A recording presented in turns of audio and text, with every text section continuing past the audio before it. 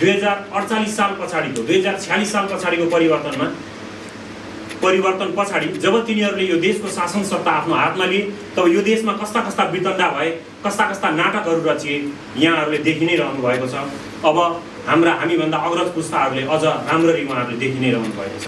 2052 साल पछाडि त्यो 48 सालको राजनीतिको दुष्परिणाम नै थियो। 2052 साल पछाडि यो देशमा 10 वर्षसम्म द्वन्द्व भयो।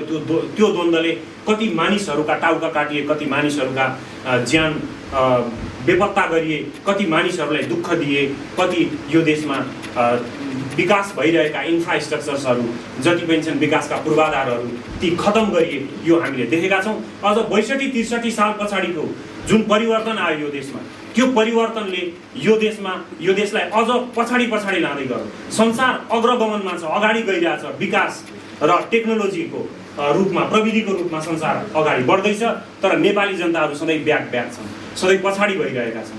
उनीहरूले चाहिँ नि विदेशमा गएर खाडीमा त्यस्तो तातो घाममा उहाँहरूले काम गर्नु परिरहेको छ र त्यहाँ आफ्नो ज्यान उहाँहरूले गुमाउनु परिरहेको छ। यहाँ बाबुआमा, दाजुभाइ, दिदीबहिनीहरू पीडामा रोइरहनु भएको छ। तर यो देश कदाचित विकास भएन। अब संविधान बनेपछि त केही होला कि भनेर हामीले आश गऱ्यौँ। हामीले यिनै पार्टीहरूलाई पहिला हामी यसरी अहिले जसरी सचेत नेपाली बनेर गोलबद्ध भएका छौँ, यो हुनुभन्दा अगाडि हामीमध्ये नै कति मान्छेहरू यिनै पार्टीहरूलाई हामी समर्थन पनि गरिरहेका थियौँ होला, नैतिक रूपमा समर्थन गऱ्यौँ होला, सहभागी भएर समर्थन गऱ्यौँ होला। तर यिनीहरूले माखो पनि मारेनन्। यिनीहरूले जनतालाई दुःख मात्र दिइरहे। यो देश पहिल्यै विकास नहुने गरी त्यो गर्तमा पुर्याइदिए यिनीहरूले। त्यसैले अब हामीले सचेत नेपाली बनेर अगाडि आउनु परेको छ। हामी आएका छौँ सचेत नेपाली बनेर। पुण्य प्रसाईजीको एउटा आवाज हामी सबै तमाम नेपाली जनता, देश विदेशमा रहेका नेपाली जनताहरूले हामीले एउटा आवाज सुन्यौँ केही समय अगाडिदेखि नै। त्यो आवाजमा हामी गोलबद्ध हुँदै अहिले सचेत नेपालीको रूपमा हामी यहाँ उपस्थित भएका छौँ। र आज हाम्रो प्रमुख उद्देश्य छ यो देशमा लिडर जन्माउने। हामी लिडर जन्माउन चाहन्छौँ। यो देशको हरेक व्यक्ति लिडर हुनेछ। तपाईँ जनताको मन छुने, देश विकास गर्ने एउटा सुन्दर आवाज दिनुहोस्। त्यसलाई फलो गर्न म तयार छु। तपाईँ मेरो लिडर हो। मैले कुनै सही आवाज बोलेँ भने तपाईँले मेरो आवाजलाई समर्थन गर्नुहोस्। यसरी हामी यो देशमा लिडर जन्माउनको लागि तयार भएर, तत्पर भएर हामी अगाडि बढेर आएका छौँ। हामीले यो देशलाई लिडर दिनुपर्छ।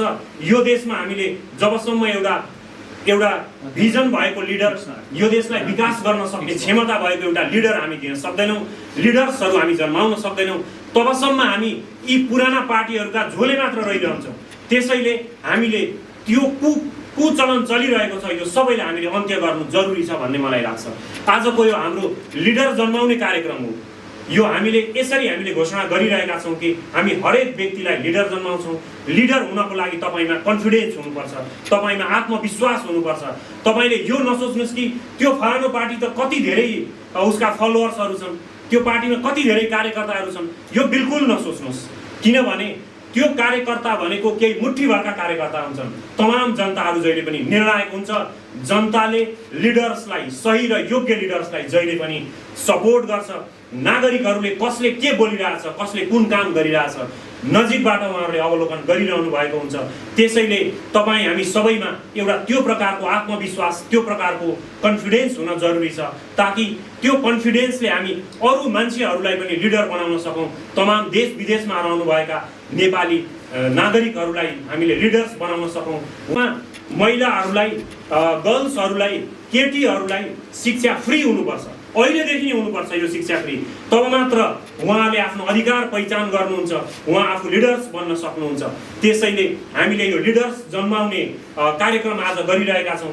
यो कार्यक्रममा हामी कहाँ यहाँ हाम्रा नयाँ पुराना, नयाँ आगन्तुक साथीहरू पनि हुनुहुन्छ। उहाँहरूलाई हामी आज स्वागत पनि गर्छौँ हाम्रो सचेत नेपाली पार्टीमा। साथै महिलाहरू पनि यहाँ सहभागी हुनुहुन्छ। यहाँ महिलाहरूलाई उहाँहरूको सहभागितालाई अझ उत्प्रेरणा र उत्साह दिनको लागि उहाँहरूलाई स्वागत गरेर आजको यो कार्यक्रममा चाहिँ उहाँहरूलाई स्वागत गरिदिनु हुनको लागि म यहाँ हाम्रो यस सचेत नेपाली पार्टीका सक्रिय लिडर जस्मिन गुरुङज्यूलाई स्वागत मन्तव्य प्रकट गरिदिनु हुन यहाँ मञ्चमा। सर्वप्रथम हाम्रो ओम प्रकाश खरेलभाइलाई धन्यवाद दिन चाहन्छु।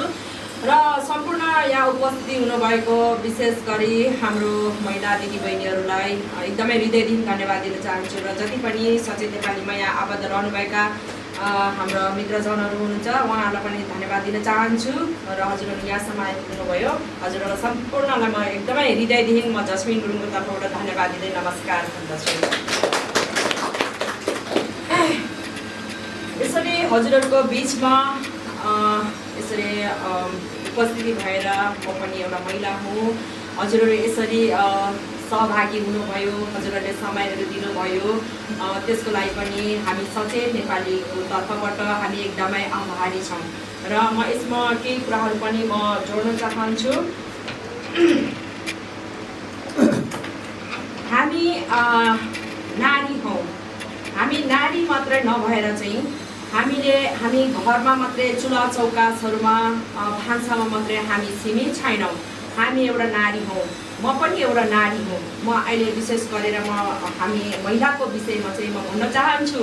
तर किन हाम्रो नारीहरू, हाम्रो महिला दिदीबहिनीहरू पिछडिएको छ भन्दाखेरि किनभने हाम्रो शिक्षा अलिकति कमी भएको कारणले गर्दाखेरि चाहिँ हाम्रो नारी दिदीबहिनीहरू चाहिँ पिछडिरहेको छ। त्यस कारणले गर्दाखेरि अब आउने दिनहरूमा चाहिँ म यो भन्न चाहन्छु कि र आवश्यकता पनि एकदमै जरुरी छ।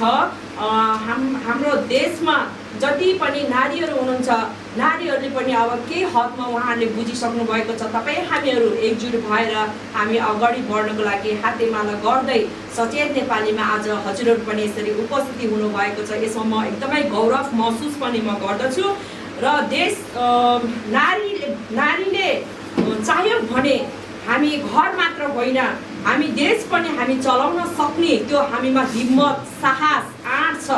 त्यही भएर चाहिँ हामी यो समाजलाई नारीले परिवर्तन गर्न सक्छौँ। किनभने हिजोको दिनबाट नै नारीहरू यति दमनमा परेको छ। नारीहरूमा एउटा भन्नु पर्दाखेरि चाहिँ वास्तवमा नारीहरूमा एउटा हिंसा, बलात्कारदेखि लिएर एसिड एट्याकदेखि लिएर प्रत्येक कुराहरूमा नारी त्यो पीडाबाट नारीहरू गुज्रिरहेको छ। तर अब त्यो दिन होइन, त्यो समय होइन। हामी नारीहरू एक भएर हामी जाग्नु पर्छ, हामी उठ्नु पर्छ। किनभने हामीहरूले नारीहरूलाई पनि हामीले समेटेर ल्याउनको लागि चाहिँ अब सचेत नेपालीको उदय भइसकेको छ। र म यो भन्न पनि चाहन्छु कि नारीहरूको ठुलो भूमिका चाहिँ एकदमै हाम्रो देशप्रति आवश्यकता छ। भन्न त भन्ने गर्छन् 33% नारीहरू छन् भनेर प्रत्येक पार्टीहरूले उल्लेख गरिएको छ। तर हाम्रो पार्टीले चाहिँ 33% मात्रै नभएर 35% नारीहरूलाई चाहिँ हामीले समेट्ने हाम्रो उपधारणा हाम्रो सचेत नेपालीको पार्टीको छ। र जति पनि नारीहरू छन्, महिला दिदीबहिनीहरू छन्, हामी एकदमै अग्रसर भएर हामी अगाडि बढ्नु पर्यो। हामी एकदमै कमजोर भएर चाहिँ हामी घरमा मात्रै बस्ने, अब समाजले यो भन्ला, यस्तो कुराहरू गर्ला भनेर हामी त्यो होइन। हामी हिजोको जस्तो नारी होइन। अब नारीहरू पनि शिक्षित भइसक्नु भएको छ। हजुरहरूले प्रत्येक अब सामाजिक सञ्जालहरू चलाउनुहुन्छ, युट्युबहरू चलाउनुहुन्छ, प्रत्येक सामाजिक सञ्जालहरूमा पत्र पत्रिकाहरू हेर्नुहुन्छ। त्यहाँ पनि कस्तो एकदमै राम्रो नारीले के गर्नु सक्दैन। हामी धेरै त्यस्तो उदाहरणहरू नारीहरूको लागि हामी दिन सक्छौँ। नारीले गर्नु चाह्यो भने जे पनि गर्न सक्छ। किनभने नारी भनेको यो धरती हो भनेर म भन्छु।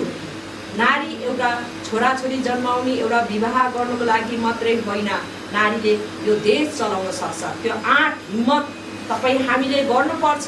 त्यही भएर चाहिँ हामी दमन, हिजोको जस्तो शोषण सहेर हामी बस्ने होइन। हामीले आवाज उठाउनु पर्छ। हामी हातेमालो गर्दै हामी अगाडि बढ्नुपर्छ। त्यही भएर हामी सचेत नेपालीमा हामी नारीहरूलाई पनि जति हामी पुरुषहरूको भूमिका छन् त्यति नै हामी नारीहरूलाई पनि आबद्ध गरेर चाहिँ यो देश निर्माण गर्नको लागि चाहिँ हामी अगाडि बढेर चाहिँ हामी आगामी दिनहरूमा यो सचेत नेपाली पार्टीलाई चाहिँ नारीको पनि कतिको महत्त्वपूर्ण भूमिका छन् भन्ने कुरा चाहिँ हामी यो देशमा जति पनि विगतका पार्टीहरूको जस्तो होइन, अर्कै छुट्टै तरिकाले हामी देखाउन चाहन्छ। त्यसमा हामीहरूलाई हजुरहरूको साथ सपोर्टको धेरै आवश्यकता छ।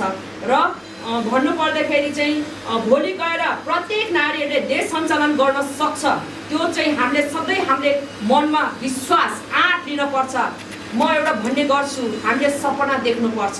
जब जुन व्यक्तिले सपना देख्दैन त्यो सपना कहिल्यै पनि साकार हुँदैन। हामीले सपना देख्यो भने हामी एक दिन त्यो सपनाको गन्तव्यसम्म हामी अवश्य पनि पुग्नेछौँ। म पनि एउटा नारी हुँ, म एउटा घर धान्छु, म एउटा पार्टीमा पनि म एउटा समान इन्भल्भ छु होइन।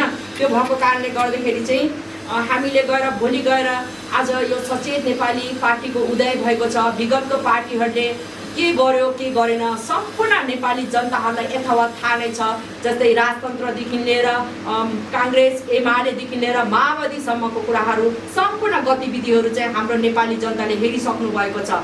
अब त्यो होइन हिजोको पार्टीले के गर्यो कस्तो गर्यो भन्ने भन्दा पनि अब हामी सचेत नेपाली एकता भएर हामी कसरी जाने भन्ने कुराहरूमा चाहिँ हामी त्यो अनुसार चाहिँ हामी एउटा विश्वास लिएर हामी अगाडि बढौँ र असम्भव भन्ने कुरा केही पनि छैन। सबै कुरा सम्भव छ, पोसिबल छ भन्छु म चाहिँ होइन। अनि अर्को कुरा भन्नुपर्दाखेरि त्यसैले हामी सम्पूर्ण नारीहरू एकजुट भएर हामी राष्ट्रको लागि चाहिँ हामी अगाडि बढौँ। यो देश बनाउनको लागि चाहिँ हामी हातेमालो गर्दै अगाडि बढौँ र त्यो क्षमता त्यो साहस हामी नारीभित्र छ र हामीले चाह्यो भने हामीले गर्न सक्छौँ। हामी हिजोको जस्तो दमनमा पीडामा शोषकमा हामी त्यसरी बस्ने होइन। हामी नारी अगाडि आउनु पर्यो। नारीले पनि के गर्नु सक्छ भनेर हामी चाहिँ एउटा उदाहरणीय नारीहरू चाहिँ हामी सचेत नेपालीबाट हामी जन्माउन चाहन्छौँ। र यो पनि म भन्न चाहन्छु कि हामी कमजोर छौँ, हामी यसरी बस्ने भनेर चाहिँ त्यो सोच्ने होइन। हामी सबै कुरा गर्न सक्छौँ। नारीमा एउटा शक्ति हुन्छ, एउटा आत्मबल हुन्छ। त्यही भएर चाहिँ नारीहरू आउनुहोस् अगाडि। म यो आह्वान पनि गर्न चाहन्छु हाम्रो सचेत नेपालीमा जति पनि पुरुषहरू हुनुहुन्छ होइन। अब दमन शोषण एउटा भन्नुपर्दाखेरि चाहिँ यो समाजमा धेरै नै भइरहेको छ, धेरै विकृति भइरहेको छ। तर पनि राष्ट्रले जुन हामी महिलाप्रति नारीप्रति गर्नुपर्ने त्यो कुनै पनि अहिले त्यस्तो व्यवहारहरू गरिरहेको छैन। यो पनि एउटा दुःखदायी कुरा हो। त्यही भएर म भन्छु कि पिएचडी डक्टर पढ्नु पर्दैन। हामीले 2-4वटा हामीले अक्षर मात्रै जाने हुन्छ।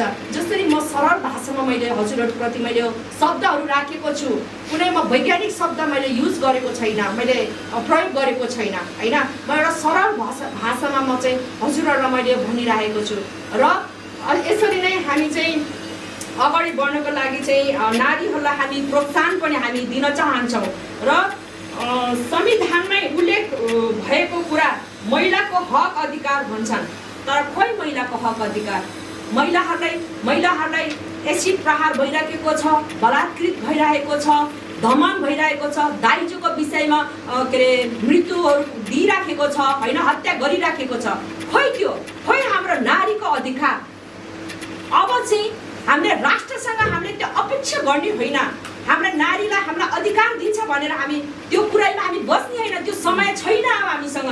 अब हामीले जब अधिकार पाइन हामी त्यो अधिकार हामी खोज्ने हो, हामी खोज्ने हो त्यो अधिकार।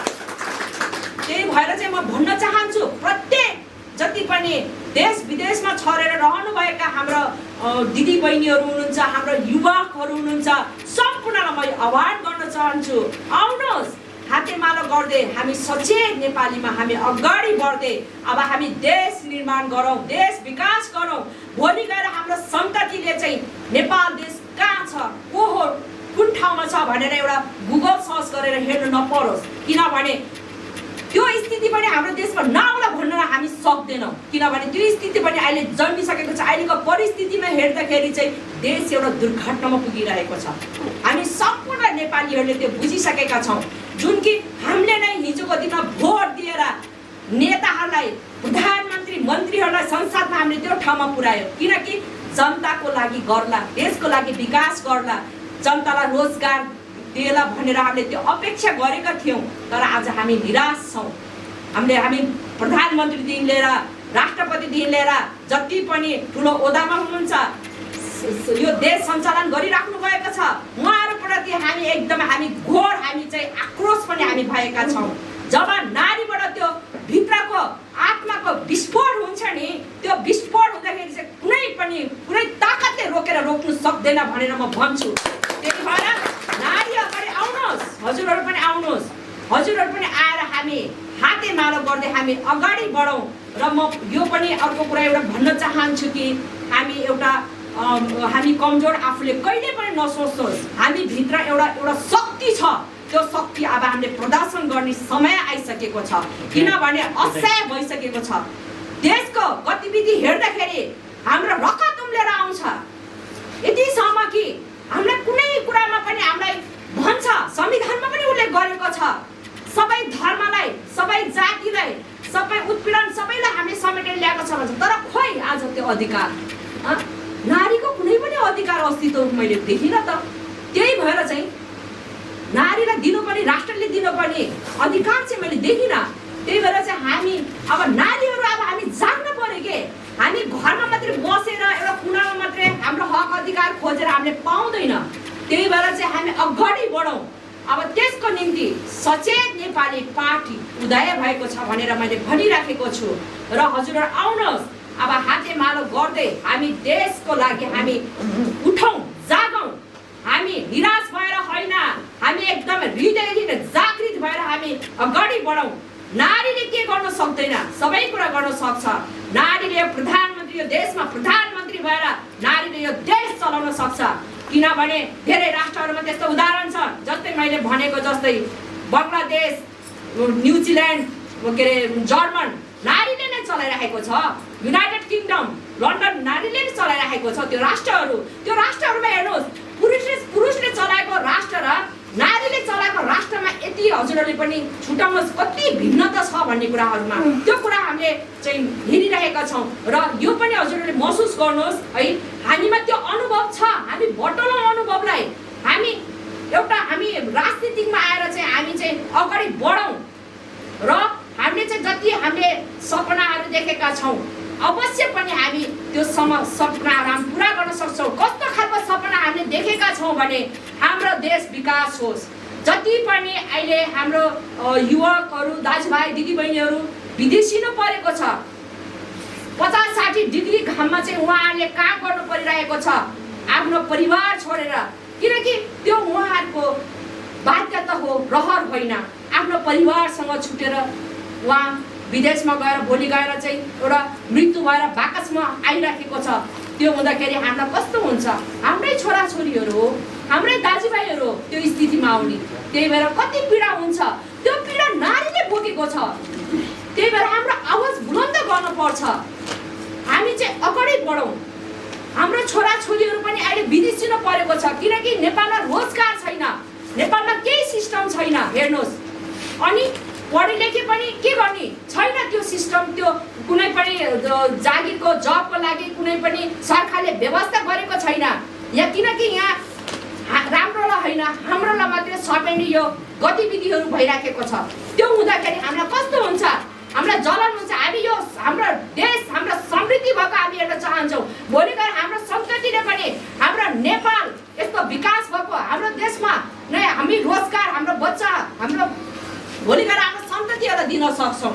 त्यही भएर चाहिँ यसरी नै हामी हातोमालो गर्दै आज सचेत नेपालीमा हामी एकबद्धता भएर हामी अगाडि बढौँ भन्न म यो चाहन्छु।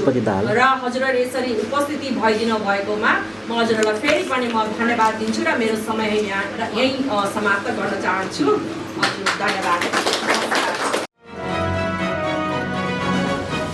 अवश्य पनि हामी सर्वपहिचानवाद, नागरिक समाजवाद अनि समाजवाद पुग्ने सँगै हामी जहाँ खुसी चाहिँ सर्वोपरि हुन्छ भन्ने एउटा मौलिक नेपालको एउटा अर्ग्यानिक विचार ल्याउनु भएको छ हाम्रो श्री पुण्य प्रसाद प्रसाईज्यूले। र यसैमा हामी सबैजना आबद्ध हुँदै, एकताबद्ध हुँदै देशव्यापी रूपमा अहिले पार्टी प्रवेश गर्ने साथीहरूको पनि नाम लागेको हामी देख्छौँ। र आजको कार्यक्रम पनि त्यही अन्तर्गत त्यसैको एउटा सिलसिला हो साथीहरू। र यसमा उपस्थित सम्पूर्ण लिडर साथीहरू, हामीले आज यो औपचारिक कार्यक्रम अलिकति अनौपचारिकबाट सुरुवात भयो, तर हामी यसलाई औपचारिक कार्यक्रमकै रूपमा हामीले करिब अब हामी 1 घन्टाभित्रमा कार्यक्रम सक्नेछौँ। र समयको पाबन्दीलाई पनि ख्याल गर्दै वक्ता साथीहरू हामीसँग धेरै हुनुहुन्न, उहाँहरूले समयलाई ख्याल गर्दै आफ्ना विचारहरू राखिदिनु होला। अवश्य पनि हामीले भन्ने गरेको छौँ, यसमा भुक्तभोगीहरूका केही अनुभवहरू हामी लिइरहेको छौँ, जोडिरहेको छौँ भने फेरि हामीसँग विचार र सिद्धान्तहरूलाई विशेष गरी नेतृत्व गर्ने हामीसँग अग्रज विज्ञहरू हुनुहुन्छ, अग्रज नेतृत्वहरू हुनुहुन्छ, सल्लाहकारहरू हुनुहुन्छ र यसै गरी यही सिलसिलामा हाम्रा सचेत नेपाली पार्टीका एक सशक्त र नेतृत्व हुनुहुन्छ हेमन्त सेनाई। उहाँ सीमाविद हुनुहुन्छ, नागरिकता विशेषज्ञ हुनुहुन्छ। उहाँलाई आफ्ना ती सार्वजनिक विचार राख्नको लागि यस मञ्चमा निमन्त्रणा गर्दछु। धन्यवाद। नमस्कार दर्शकज्यू, आजको यस कार्यक्रमका अध्यक्षता गरिरहनु अध्यक्षज्यू, सचेत नेपाली पार्टीका संयोजक पुण्य प्रसाद पछाइज्यू, त्यसै गरी मञ्चमा उपस्थित नेतृत्वगणहरू र आज यो कार्यक्रममा उपस्थित हुनुभएका आम महिला तथा सज्जनवृन्दहरू, विशेषतः हामी अहिले नेता छान्ने क्रममा छौँ अथवा नेतृत्व छान्ने क्रममा छौँ जसले यो पार्टीलाई लिड गर्न सक्छ, यो पार्टीको नेतृत्व गर्न सक्छ। त्यसको निमित्त हामी के भनिरहेका छौँ भने समृद्धि सम्भव छ, हाम्रै पालामा सम्भव छ, हाम्रो छोरा नातिको पालामा होइन हाम्रै पालामा सम्भव छ। त्यसको निमित्त के मात्र हुनुपर्छ भने तपाईँ हामीमा दृढ सङ्कल्प हुनु पऱ्यो, हामी सक्छौँ भन्ने चाहिँ तपाईँहरूमा भावना हुनु पऱ्यो। त्यो भावना हामीले जागृत गर्नु पऱ्यो र त्यसको निमित्त चाहिँ आज हामी अरू पार्टीले भन्दा भिन्न पृथक किसिमले तपाईँहरूमा चाहिँ त्यसरी अन्तर्क्रिया गरिरहेका छौँ। आज हेर्नुहोस्, नेकपा अथवा नेपालमा कम्युनिस्ट पार्टीको उदय भयो, काङ्ग्रेसको उदय भयो, उदय हुँदाको बखत एकजना पनि त्यहाँ महिलाहरूको त्यहाँ प्रतिनिधित्व थिएन हेर्नुहोस्। तर हामीले के गर्दैछौँ भने हाम्रो पार्टीको उदय हुँदैको बखतमा महिला नेतृत्वहरूलाई चाहिँ ल्याउनु पर्दैछौँ, जसको कारणले गर्दाखेरि यो देशको हुन्छ। किन भन्दा एउटा महिला जसको कारणले उनका बालबालिकाले शिक्षादेखि लिएर सम्पूर्ण सेवा सुविधाहरू प्राप्त गर्न सक्छन्, सजिलो माध्यम हुन सक्छ। जसरी पुरुषबाट सकिँदैन महिलाबाट सकिन्छ। त्यस कारणले गर्दा नेतृत्वमा महिला ल्याउनुपर्छ र महिला ल्याउँदा मात्रै यो देशको समृद्धि सम्भव हुन्छ। विश्वमा भएका उदाहरणहरू त उहाँ म्याडमले पनि भनिसक्नु भइसकेको छ। त्यस कारणले गर्दाखेरि हामी म तपाईँलाई एउटा मात्रै उदाहरण दिन चाहन्छु। एउटा कमलरी अर्काको घरमा नोकर बसेको एउटा कमलरी शान्ता चौधरी 2064 सालमा माननीय भएर आउनुभयो। एउटा घाँगर लगाएर आउनुभएको थियो उहाँ माननीय भएपछि। तपाईँ जस्तो कुरा सुनाउने होइन, घाँगर लगाएर सङ्घीय संसद छिर्नुभएको शान्ता चौधरी आज स्कर्पियो गाडी हाँक्नुहुन्छ, ल्यापटप बोकेर हिँड्नुहुन्छ र अहिले सम्पूर्ण काम चाहिँ घरबाट गर्नुहुन्छ। माननीय गुर्याएर पनि हुनुभयो। त्यस कारण असम्भव हुने केही छैन। त्यसको निम्ति तपाईँहरू दृढ सङ्कल्प हुनु पऱ्यो र घरबाट बाहिर निस्किनु पऱ्यो। तर आज के भइरहेको छ भने आज पनि पुराना राजनीतिक दलहरूले चाहिँ 70 सालको चुनावमा 55 जोडी थिए सङ्घीय संसदमा। श्रीमान श्रीमती, श्रीमान साली, श्रीमान सासू यस्तो राख्ने, आफ्नो मात्रै राख्ने के, राम्रो मान्छे नराख्ने, हाम्रो मान्छे मात्रै राख्ने पदमा त्यो थियो। तर अहिले पनि 44-45 जोडी चाहिँ सङ्घीय संसदमा राष्ट्रिय सभा र प्रतिनिधि सभा गरेर। तर हामी त्यो गर्न चाहँदैनौँ। हामी तपाईँहरू दक्ष भएर आउनुहोस्, सक्षम भएर आउनुहोस्, म गर्छु भनेर आउनुहोस्, तपाईँहरू हामी स्थान दिन्छौँ। हामी छोडिदिन्छौँ तर तपाईँहरूलाई स्थान दिन्छौँ। तर त्यसको निमित्त तपाईँहरू दृढ सङ्कल्प हुनुपर्छ र सक्छु भनेर अगाडि चाहिँ बढ्नु पर्छ। हामी गाइड गर्न तयार छौँ र मैले अहिले जुन देखिरहेको छु तपाईँहरू बुझ्नु भने त्यस्ता विद्यादेवी भन्दा जो सामान्य राष्ट्रपति हुनुहुन्छ तपाईँ जति हुनुहुन्थ्यो त्यो बेलामा। तपाईँ जति अहिले तपाईँ सुरु साथ आउनुभएको छ उहाँले त्यति हुनुहुन्थ्यो। तर बिस्तारै तपाईँको अनुभव व्यवहारले खारिँदै जाँदा आज त्यो तल पनि भएको हो। भोलि हामी राष्ट्रपतिले प्रधानमन्त्री बनाउँछौँ तपाईँहरूलाई, पार्टीको प्रधानमन्त्रीको हिसाबले तपाईँहरू अगाडि जानुहुन्छ र सम्पूर्ण सचेत नेपालीहरूले चाहिँ तपाईँहरूलाई वाच गरिरहनु भएको छ। आजकै पनि यही तपाईँको कार्यक्रम पनि आज लाखौँले हेर्छ।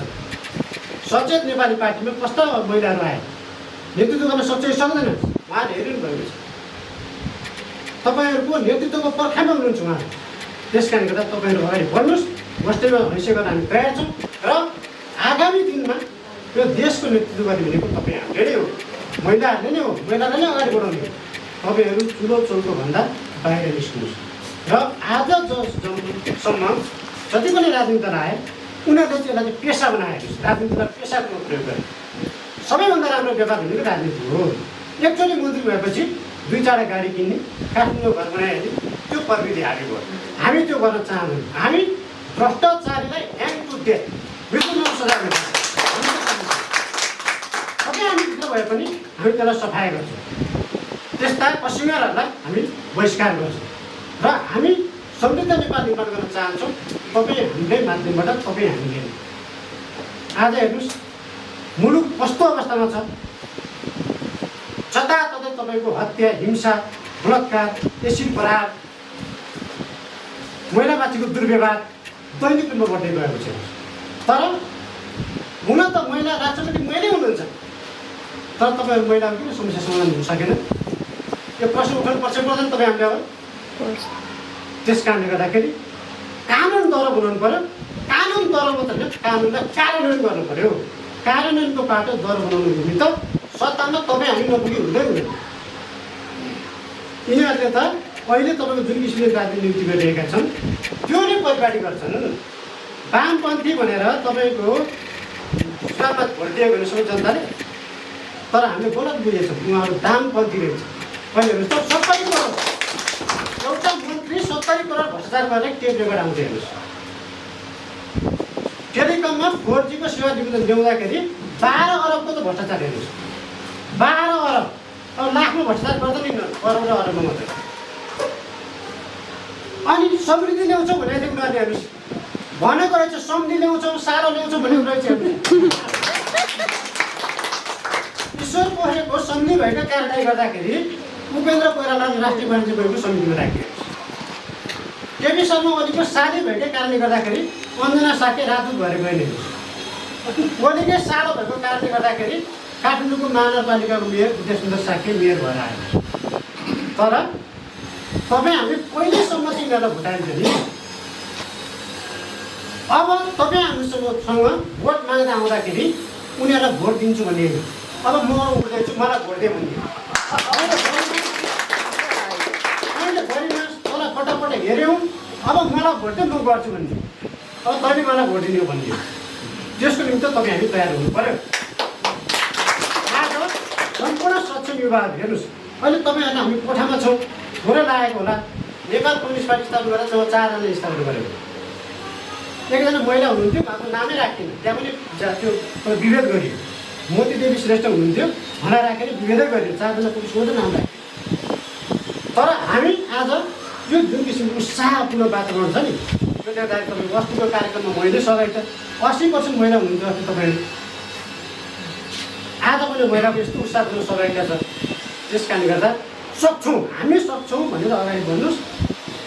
सक्छौँ भनेर अगाडि बढिसकेपछि तपाईँहरूलाई साथ दिने सशक्त हुन्छ। आज सचेत युवाहरू हाम्रो सचेत नेपाली पार्टीमा आउनुको निम्ति एकदम लालायत छ। देश विदेशबाट अहिले तपाईँको उहाँहरूले फोन गरिरहनु भएको छ, जिल्ला जिल्लामा आउनुहोस् भनिरहनु भएको छ। त्यसको निमित्त हामी नेतृत्व दिन चाहिँ, लिडरसिप गर्न चाहिँ हामी तयार हुनु पऱ्यो। हामी यसपछि यति मात्रै होइन, हामी यसपछि तपाईँलाई खान्छौँ, प्रशिक्षण दिन्छौँ होइन, हाम्रा अनुभवहरू सुनाउँछौँ, तपाईँलाई खान्छौँ, खाएर बल्ल फिल्डमा पठाउँछौँ। त्यसपछि केपी शर्मा ओलीसँग टक गर्ने चाहिँ हाम्रो महिला हुनुपर्छ क्या।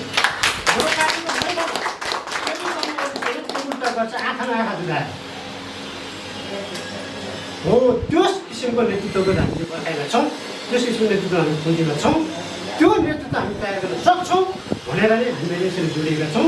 र आगामी दिनमा तपाईँहरूले यसरी इमिडिएटली हेर्नुहोस् है। अब तपाईँ एकजना आउनुभयो, अब भोलि यो कुरा तपाईँले घरमा सुन्नुहुन्छ, छोरीलाई सुनाउनुहुन्छ, छोरीको साथीलाई सुनाउनु लानुहोस्, साथीको साथीलाई सुनाउँछ। त्यसै गरी हामी देशव्यापी जान्छौँ र हाम्रो एउटा माहौल सिर्जना हुन्छ भित्रभित्रै। अनि हामी सत्ता कब्जा गर्छौँ। अनि त्यसपछि हामीले चाहेको र हामीले गर्न खोजेको त्यो समृद्ध नेपाल, सुखी नेपाल चाहिँ हामी निर्माण गर्छौँ। यिनीहरू जस्तो तपाईँको सन्धि भित्राउने नेपाल हामी बनाउँदैनौँ। हामी समृद्ध नेपाल बनाउँछौँ। त्यसको निम्ति उहाँहरू तयार हुनुहोस् र हामी आगामी दिनमा यहाँबाट त्यस्तै अपेक्षा गर्छौँ। भोलि आज 10जना महिला हुनुहुन्छ, अर्को कार्यक्रममा आउँदाखेरि कुनै 30जना महिला, 1जना र 2जना सक्नुहोस् तपाईँ। त्यो हामी चाहन्छौँ। त्यो तपाईँको निम्ति र तपाईँहरूले हामीले भनेका कुराहरू अनुभव साटेर उहाँलाई सेयरिङ गर्नुहोस्, गुणसार नराख्नु, सबैलाई सेयरिङ गर्नुहोस्। कमसेकम तपाईँको खोजेरमा पानी जाँदाखेरि, पसलमा जाँदाखेरि भए पनि आफ्नो कुराहरू सेयर गर्नुहोस्। त्यसपछि उहाँलाई पनि आउँ लाग्छ। त्यसपछि अनि हामी एउटा संगठनात्मक कमिटेड भइसकेपछि कमिटेड भएर एउटा कमिटीमा प्रवेश गरिसकेपछि अनि हामीले बल्ल हाम्रो चाहिँ भिजन दिन सक्छौँ, सबै हाम्रो धारणा दिन सक्छौँ र अगाडि बढाउन सक्छौँ र मुलुकलाई साँच्चै समृद्ध नेपाल बनाउन सक्छौँ। यो परिकल्पना हामीले गरेका छौँ र गरेर नै हामी यसरी चाहिँ नयाँ पार्टी वैकल्पिक शक्ति अहिलेका पार्टीबाट केही गरेन, अब गर्ने भनेको हामीले नै हो भनेर हामी यसरी उठाएका छौँ र आगामी दिनमा यहाँको यसरी नै यो साथ सहयोग अपेक्षा सहित म आफ्नो छोटो मन्तव्य के अन्त गर्न चाहन्छु जस्तो भनेर हेमन्त सेनाईज्यू, उहाँको साँच्चै आफ्नै शैली छ। विशेष गरी तथ्य र तथ्याङ्कहरूलाई प्रस्तुत गर्दै तपाईँ हामी सामु उहाँ आफ्नै झर्रो टर्रो र यथार्थ कुराहरूलाई साँच्चै चोटिलो गरी प्रस्तुत गर्ने गर्नुहुन्छ। उहाँलाई धेरै धेरै धन्यवाद आफ्नो विचारहरू व्यक्त गरिदिनु भएकोमा। र विशेष गरी हामीले सचेत नेपाली पार्टी वैकल्पिक पार्टी होइन, यो निर्विकल्प पार्टी हो जस्तो लाग्छ म आफूलाई साथीहरू। र अहिले हामी यहाँ उपस्थित वीर साथीहरू मात्रै नभएर देश विदेशबाट हेरिरहनुभएका हाम्रा सम्पूर्ण नेपाली सचेत नेपाली वीर साथीहरूलाई पनि फेरि हामी स्वागत गर्न चाहन्छौँ। र हामीले यही सवालमा हाम्रो अक्रस विशेष गरी राजनीतिक लिडर वा डिलर हामीले कहिलेकाहीँ प्रश्न गर्ने गर्छौँ। उहाँहरू लिडर भएर आउनु पर्थ्यो, तर उहाँहरूले डिलर भनेर आउनुभएको छ र उहाँहरूले त्यही अनुसार देशी विदेशी विभिन्न शक्ति केन्द्रहरूको उहाँहरूले एउटा डिलरको रूपमा एजेन्टको रूपमा चाहिँ प्रस्तुत भएको हामीलाई भान हुन्छ साथीहरू।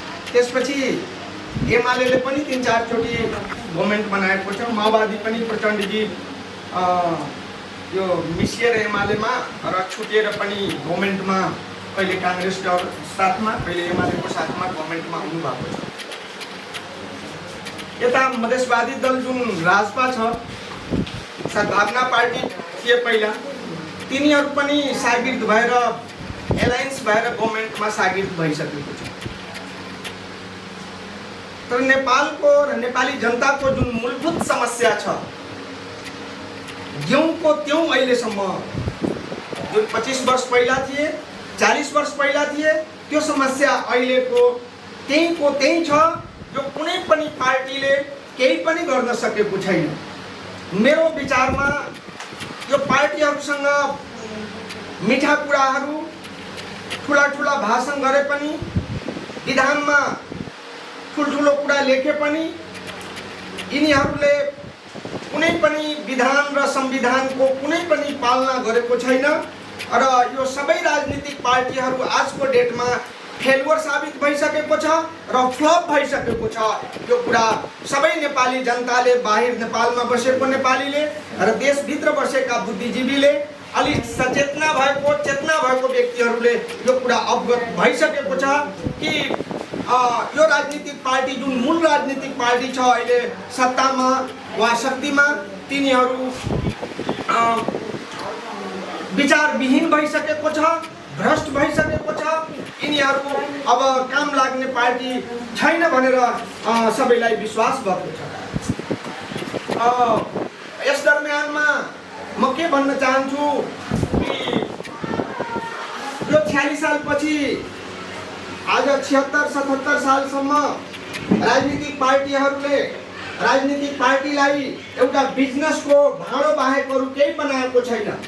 जो मात्रै यिनीहरूको बिजनेस हो, बिजनेसको हिसाबमा सारा कुरा नियुक्तिदेखि लिएर जुनसुकै विषयमा सारा कुरामा बिजनेसकै हिसाबले यिनीहरू काम गरिराखेको छ, जो आज प्रष्ट भइसकेको छ। कुलमान घिसिङजीको विषयमा यत्रो कुरा नेपाली जनताले एउटा म्यान्डेट जस्तो हो नि, पुरै देशको जनताले यो एउटा सानो नियुक्ति, एउटा सिम्पल नियुक्तिको लागि, एक व्यक्तिको नियुक्तिको लागि चाहिँ अनुरोध गर्दाखेरि पनि यो तानाशाही 2/3 गभर्मेन्टले, यो एमाले माओवादीको गभर्मेन्टले आफ्नो बहुमतको दम्बमा केही पनि जनताको मनसा वा जनताको सदिच्छालाई कदर गर्न सकेन।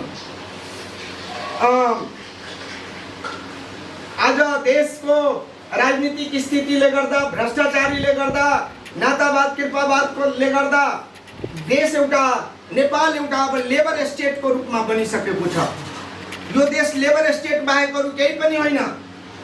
आज पनि उहाँ कुन साथीले अघि भन्नुभयो कि 80 लाख जति मान्छे विदेशमा युवाहरू काम गरिराखेको छ, त्योभन्दा बढी पनि हुन सक्छ, केही कम पनि हुन सक्छ। पढ्न गएको व्यक्तिहरू विदेशमा पनि आंशिक रूपमा लेबरकै रूपमा गएको छ। धेरै शून्य, धेरै कम पर्सेन्टेज व्यक्ति छ जो स्टडीको हिसाबले विदेश गएको छ, विद्या अध्ययनको हिसाबले गएको छ। त्यो पनि त्यो स्टडीको भिसा लिएर पैसा त्यत्रो खर्च गरेर गार्जियनको परिवारको, तर अधिकांश व्यक्तिहरू त्यहाँ गएर पनि लेबरकै रूपमा विभिन्न हिसाब किताबले त्यहाँ काम गरिराखेको छ। यसकारण मलाई के लाग्छ कि यो हालको राजनीतिक पार्टीहरूले यो देशलाई लेबर स्टेट बनाइदिएको छ। यो देशको सार्वभौमसत्ता खतरामा छ। नेपाल र नेपालीको स्थिति अहिले खतरनाक पोजिसनमा पुगेको छ। विभिन्न जातिवाद, विभिन्न क्षेत्रीयवाद, विभिन्न किसिमको विदेशी शक्तिहरूले पार्टीहरू मधेसमा, पहाडमा, हिमालमा खोलाएर अनेक नारा, अनेक एनजिओ आइएनजिओहरू पनि पार्टीभित्र, देशभित्र आएर विभिन्न राम्रो उद्देश्यहरू देखाएर यो देशको सबै के अरे देशको सांस्कृतिक, देशको जुन हाम्रो मौलिक अवस्था छ त्यसलाई बिगार्नको लागि, यहाँको सामाजिक सद्भावलाई बिगार्नको लागि अनेक खेलहरू उत्तरदेखि दक्षिणदेखि चारैतिरबाट विश्व स्तरबाट भइराखेको छ। यसकारण हामी सबै नेपाली दाजुभाइ दिदीबहिनीहरूले अहिले सचेत हुने अवस्था छ। अहिले नै एउटा ठिक समयमा हामी पुगेका छौँ। अहिले सबै राजनीतिक पार्टी जुन सत्तामा छ वा विपक्षमा छ, सबै कुनै पनि पदमा भागभण्डा लगाएर लिइराखेको छ, जो सबै जनता अहिले बुझिराखेको छ। यसकारण यस्तो सङ्कटको घडीमा ठिक समयमा हाम्रो यो सचेत पार्टी उदाएको छ। यो उहाँको अगुवाई हाम्रो पुण्य प्रसाद प्रसाईजी गर्दै हुनुहुन्छ। हामी सबैजना जो जहाँ हुनुहुन्छ त्यहाँबाट यो कुरालाई सहरदेखि गाउँसम्म, टोलसम्म यो कुरालाई फिजाएर यो देशको सार्वभौमसत्ता, यो देशको मुहार हासिलो बनाउनको लागि यो समाचारलाई, यो राजनीतिक जुन एउटा विचार छ, जो सचेत नेपाली पार्टीको विचार छ, त्यसलाई टोलमा, घरमा पुर्याउँ मेरो सबैसँग अनुरोध छ। र खास गरेर यहाँ जुन महिला दिदीबहिनीहरू आउनुभएको छ, धेरै खुसी छु। अस्ति पनि कार्यक्रममा भेटघाट धेरैजनासँग भयो। हाम्रो पार्टी अरू पार्टीभन्दा यो पार्टीमा उहाँ अध्यक्षजीले जुन विधान अहिले बनिराखेको छ पार्टीको, त्यसमा म्याक्सिमम सबै ठाउँमा महिलाहरूलाई स्थानको व्यवस्था गरिएको छ। उहाँ त 50% नै सबै ठाउँमा राखौँ भनेर भन्दै हुनुहुन्छ। तपाईहरू आउनु भएको छ, हिम्मतको साथ काम गर्नु, सबैले अवसर पाउनु हुनेछ। यो विश्वासको साथ मलाई विश्वास छ, महिलाको यहाँ खाँचो पनि छ। हामी महिलालाई अगाडि बढाउन चाहन्छौँ। र अर्को कुरा, उहाँ जुन हाम्रो देश हिमाल, पहाड र मधेस 3 भौगोलिक अवस्थामा विभाजित छन्। उहाँको जुन यो पार्टीमा जुन व्यवस्था गरिएको छ त्यसमा एकदम सक्रिय प्रणाली, कुनै पनि व्यक्ति वरिष्ठ पदमा वा ठुलो पदाधिकारी पदमा एक पटकभन्दा बढी बस्न नपाउने आदि किसिमका एकदम नौलो व्यवस्थाहरू राख्नु भएको छ। यसकारण हामी सबै धेरै हर्षित छौँ, खुसी छौँ। हामी सबै जना तपाईहरू सबैलाई अनुरोध गर्दछु, बढीभन्दा बढी सङ्ख्यामा हामीसँग समावेश भएर अगाडि बढौँ। हाम्रो नेपालीहरूको जुन समस्या छ त्यो समाधान हुन्छ। यसको साथै म विश्वास गर्दै, आशा र भरोसाको साथ म आफ्नो 2 शब्द टुङ्ग्याउँछु। धन्यवाद शाहज्यू। उहाँले साँच्चै नै आफ्नो परिपक्व भनाइहरू हामी सामु राखेर गइसक्नु भएको छ। अवश्य पनि नेपालमा जात, जाति, धर्म, सम्प्रदायको नाममा अहिले विभिन्न प्रकारले, विभिन्न प्रकारान्तरले हामी एक प्रकारको हिंसामा फस्न लागेको हामी देख्छौँ। अगाडि बढ्दै जाने भने तपाईँ हामी बेलैमा सचेत नहुने हो भने अर्थात् सचेत नेपालीसँग आबद्ध नहुने हो भने भोलि कुनै समयमा यस्तो अवस्था पनि नआउला भन्न सकिन्न।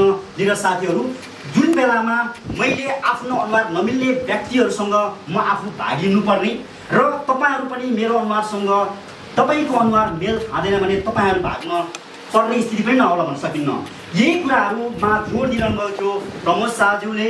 उहाँ हाम्रो एउटा परिपक्व सल्लाहकार पनि हुनुहुन्छ, लिडर नेतृत्व हुनुहुन्छ र उहाँबाट आएका अर्को प्रसङ्ग हामीले प्रत्येक पटक नै हाम्रा अहिले संयोजक सचेत नेपाली पार्टीका श्री पुण्य प्रसादज्यूले पहिलेदेखि नै यो चक्रीय प्रणालीमा जानुपर्छ र हरेक क्षेत्रमा, हरेक सङ्गठनमा, हरेक समितिमा महिलाहरूलाई उहाँको प्रस्ताव नै मैले यहाँ हुबहु कपी गरेर भन्नुपर्ने भने 50% महिलाहरू हुनुपर्छ। उहाँको प्रस्ताव यो थियो र हामीले यसमा पनि बृहत छलफल गरिरहेको छौँ। सायद हामीले अन्य पार्टी, अन्य सङ्गठन, अन्य मोर्चाहरूमा देखिएका भन्दा अवश्य पनि यसमा हामी धेरैभन्दा धेरै महिलाहरूलाई सहभागी गराउनेछौँ। किनभने आधा आकाशभन्दा बढी ढाकेका हाम्रा महिला जनहरूलाई हामी अवश्य पनि पछि पार्ने छैनौँ र यसमा चक्रीय प्रणालीका कुराहरू पनि उठेको थिए र मैले यसमा जोड्नै पर्ने र अघि नउठेको कुरा हामीले पोर्टफोलियोका कुराहरू, वरियताका कुराहरू यहाँ अलिकति नमिलेको जस्तो तपाईँहरूलाई लाग्न सक्छ। यसमा हामीले यो मिल्दै र मिलाउँदै जानेछौँ।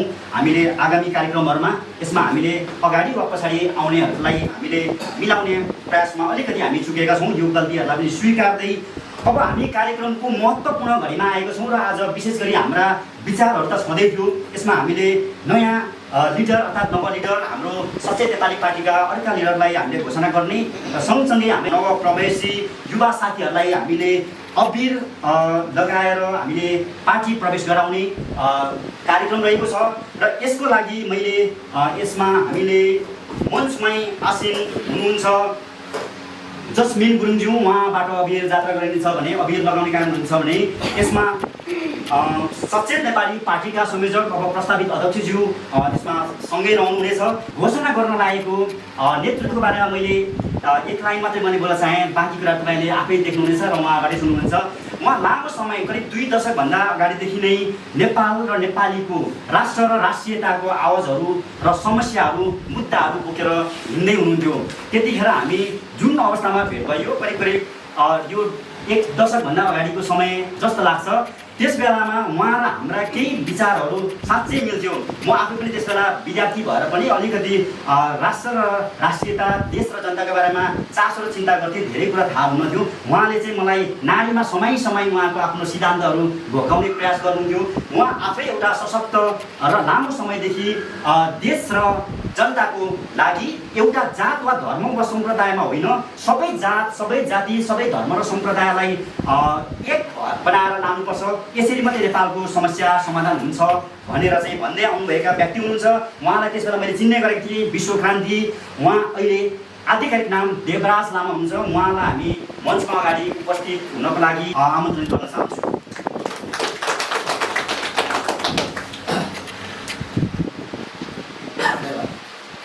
इस कार्यक्रम का अध्यक्ष महोदय, साथै उपस्थित सम्पूर्ण दिदीबहिनी, नमस्कार, न्यानो अभिवादन। तपाईँ सचेत नेपाली, म सचेत नेपाली, म सचेत नेपाली, यस्तै सचेत नेपालीहरूको जमत हो सचेत नेपाली पार्टी। यो पार्टी आम नेपाली जनताको पार्टी हो भनेर चिनाउन हामी गइरहेको छौँ। त्यस कारणले गर्दाखेरि 3 करोड नेपालीको ढुकढुकी बन्ने सचेत नेपाली पार्टी मलाई आशा छ र भोलि प्रत्येक जनताले भन्ने छ वास्तवमा देश र जनताको पार्टी भनेको सचेत नेपाली पार्टी हो। त्यही सचेत नेपाली पार्टीले vision with reason, mission to the destination भनेर मूल नाराको छ। सर्वपरिचनवाद, नागरिक समाज हुँदै अन्तिम लक्ष्य समानतावाद, समुन्नत राष्ट्रको निर्माण, समतामूलक समाज र समुन्नत राष्ट्रको निर्माणको लागि हामी अगाडि बढिसकेका छौँ। त्यस कारणले गर्दाखेरि यसो हुँदा किन यसो गर्नु पर्यो त? सचेत नेपाली व्यक्तिले तपाईँले युट्युबहरूमा देख्नुभएको छ, फेसबुकहरूमा पोस्टहरू देख्नुभएको छ, धेरैजना कराइरहेछ। जस्तो डाक्टर गोविन्द केसी, सुरेन्द्र केसी, ज्ञानेन्द्रजीहरू लगायत धेरैजना हुनुहुन्छ। किन एकजनाले कराको आवाज बुलन्द हुँदैन त? किन सरकारले सुन्दैन, किन राज्यले सुन्दैन भन्ने कुरा तपाईँ हामीमा चाहिँ पर्न सक्छ। त्यस कारणले गर्दाखेरि हामीलाई सङ्गठन चाहिएको। सङ्गठन त्यस्तो पावर हो जसले राज्यलाई ग्यासिङ दिन सक्छ। र राज्य फेलर भयो भनेदेखि, यदि सरकार फेलर भयो भने त्यसको प्रतिस्थापन गर्न लागि, रिप्लेस गर्नको लागि अर्को नयाँ नौलो पृथक विचार बोकेर नयाँ पार्टी जन्मिन्छ, त्यो सङ्गठन बनिन्छ, त्यो अभियानमा हामी छ। त्यस कारणले गर्दाखेरि यो किन फेलर हुँदैछ त भन्दाखेरि युगै कुरा गर्नु, 70 वर्षभन्दा अगाडि चाइना, इन्डिया, हामी आर्थिक रूपमा हामीभन्दा धेरै पछाडि थियौँ। जेङ्काइसेकको पालामा चाइनामा खानेकुरा नभएर कुकुर खानुपर्ने अवस्था थियो, सर्पा खानुपर्ने अवस्था थियो, घाबुता खानु अवस्था थियो, किरा फटेङ्गा खानुपर्ने अवस्था थियो। भनेदेखि इन्डियामा पनि त्यस्तै हालत थियो। 1 रुपियाँ नेपालीको नेहरू, त्यो बेला मोरु भन्थ्यो, एक मोरुको 1.5 भाडु हुन्थ्यो। र आज 1 भाडुको 1 रुपियाँ 60 पैसा भएको छ। किन त? किन भन्दाखेरि आज चाइना रकेट युगमा पुगेको छ र इन्डिया जेट युगमा छ। हामी नेपाली कहाँ छौँ त भन्दाखेरि घाँस बाँस कपास क्षेत्रको पेट युगमा छौँ। पेट युग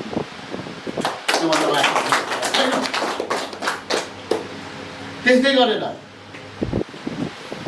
यहाँ पार्टीहरू भन्नुभएको छ नि, जुन कम्युनिस्ट होइन, कमाउनिस्ट हो, निष्ठालाई कमाउ। काङ्ग्रेसहरू डेमोक्रेसीको नाममा जसले लोकतान्त्रिक भन्छ, पुँजीवादको अंशियरहरू जसले बम बारुद र गोला रकेट, अघि पूर्व साथीहरूले भन्नुभयो नि, त्यसको आडमा अर्थात् मोहननाथ प्रसिद्धले लेख्नुभएको छ नि, देवासुर सङ्ग्राम पढ्नुहुन्छ भने देश भनेको डन्डले चल्छ, डन्डले, पुलिसको डन्डले, आर्मीको बन्दुकले चल्छ भन्ने छ नि। त्यस्तै गरेर चलेको छ। यो पार्टीहरू भनेको त प्राइभेट लिमिटेड हो। प्राइभेट लिमिटेडले के गर्छ त?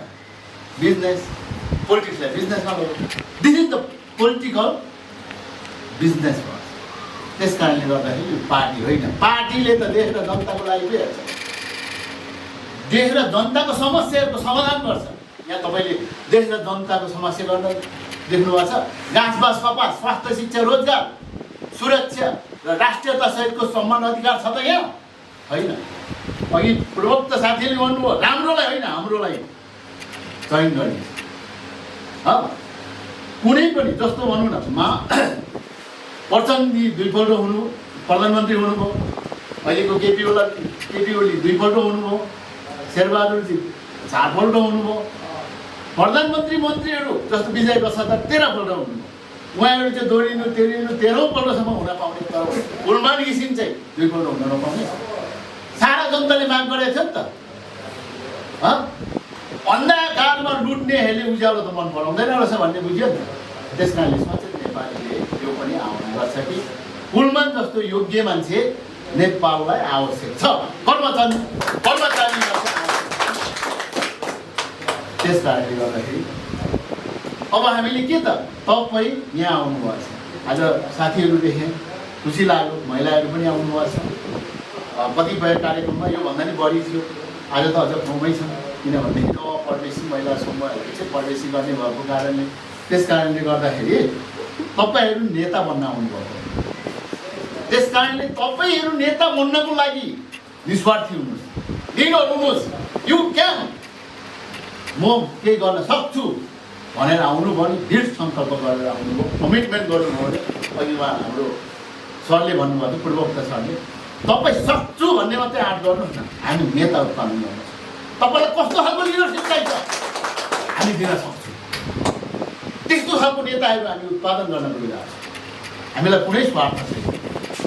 कुनै बेला मलाई बाबुरामजीले क्याबिनेटमा बस भन्दा पनि मैले त्यहाँ बस्दै पनि केही पनि हुँदैन। अहिले कोही व्यक्ति प्रधानमन्त्री हुँदै मन्त्री हुँदैन, हुनेवाला केही पनि छैन। यो सिस्टमै क्ल्यास गर्नुपर्ने छ। जुन सिस्टम फेलर भइसकेको छ, जुन बातहरू फेलर भइसकेको छ, अघि पूर्वोक्त साथीहरूले भन्नुभयो, यो कम्युनिस्ट फेलर भएको छ, काङ्ग्रेस फेलर भएको छ, यी राप्रपाहरू फेलर भएको छ, आध्यात्मिक चिन्तन भएका सङ्गठनहरू फेलर भएको छ। त्यसै कारणले अब राष्ट्रलाई फेलर बनाउँदैछ, यसलाई जोगाउनु नजोगाउनु। यो जोगाउने हो भनेदेखि तपाईँ हामीले जिम्मेवारी लिने कि नलिने, यो अहम विषय बनेको छ। चिसा के अरे चासो र चिन्ताको विषय बनेको छ।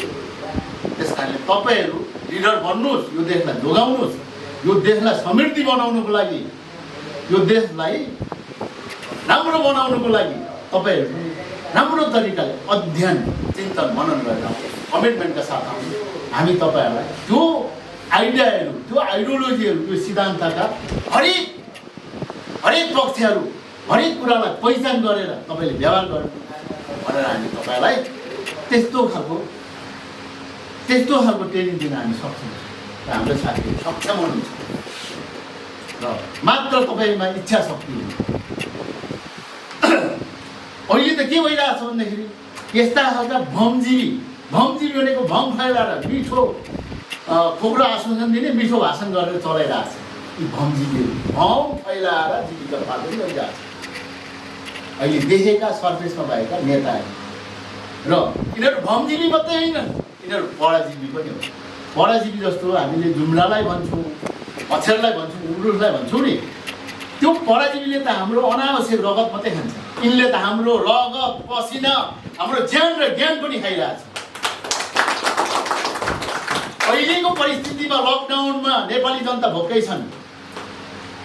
हाम्रा साथीहरूले जोरपाटी गाउँदा कतिपय ठाउँमा चाहिँ खाना बाँडिरहेको थियो, पुलिसले हस्तक्षेप गर्छ, त्यहाँ टोले गुन्डाहरू आएर के गरेको, यस्ता खालका गर्छन्। यो ज्यादै होइन, राज्यले हेर्नुपर्ने हो नि त यो त। मलाई यसमा चाहिँ एउटा कुरा याद आयो। बेबी बुमरको अमेरिकामा राष्ट्रपति जोन एफ केनेडीको पालामा त्यहाँ सैनिकहरू चाहिँ अब त्यो त युद्ध भइरहेको हुन्छ, त्यो युद्धमा सैनिकहरू अलिक हाबी भयो। त्यो सैनिकको कारणले गर्दाखेरि कतिपय त्यहाँ अमेरिकी दिदीबहिनीहरू चाहिँ बलात्कृत भएर बच्चाहरू जन्माउनु पर्यो। त्यसलाई चाहिँ बच्चाहरू जन्मिसकेपछि त्यो त अस्तव्यस्त भयो, कसैले नै तपाईँको चाहिँ उलिएन। अनि त्यो आमाकै मात्रै भयो, बाउको पत्ता लाग्यो। त्यो पछि एउटा काण्ड भएको थियो, बेबी बुमर भनेर काण्डले चिनिन्छ। अनि त्यसमा त्यो अस्तव्यस्त भइसकेपछि, धेरै कुरा भइसक्यो, धेरै भइसकेपछि, उनीहरू बढेपछि हाम्रो अधिकार खोज्ने बेलामा अनि उनीहरूले भनेको थियो यो राष्ट्रले मलाई के दियो भन्दाखेरि, अनि जोन एफ केनेडीले भनेको थियो राष्ट्रले मलाई के दियो भन्दा पनि मैले राष्ट्रलाई के दिएँ भनेर सोच्नुहोस् न भन्दाखेरि उहाँहरू चुपचाप उठ्नुभयो। केही दिन पछाडि उहाँहरू सरी हामीले राष्ट्रलाई केही नै दिएको छैनौँ, वास्तवमा राष्ट्रले हामीले दिएको रहेछ भनेर कमिटमेन्ट भएपछि त्यो अमेरिकालाई एकदम राम्रो तरिकाले, डाइनामिक तरिकाले अगाडि बढायो। तर हामीले आज राष्ट्रलाई के दिउँ भन्दा पनि राष्ट्रले के दियो भन्ने क्वेसन गर्ने बेला भएछ। हामीले के दिएको छैनौँ, कर दिएको छैनौँ। हामीले हरेक कुरा,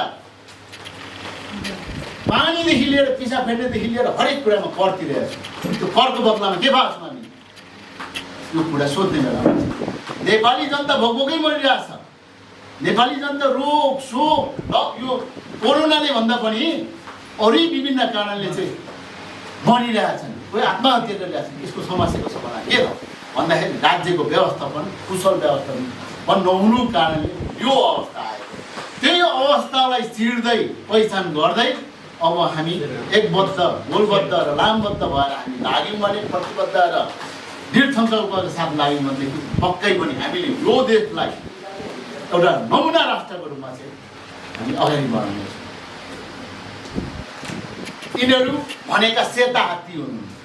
लगभग 37,000 चाहिँ यी जनप्रतिनिधिहरू छन्।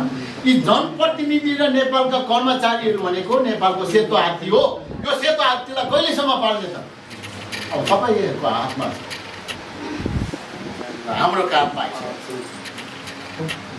त्यस कारणले गर्दाखेरि अब नयाँ नौलो मौलिकता होइन, देशको हावापानी र माटो सुहाउँदो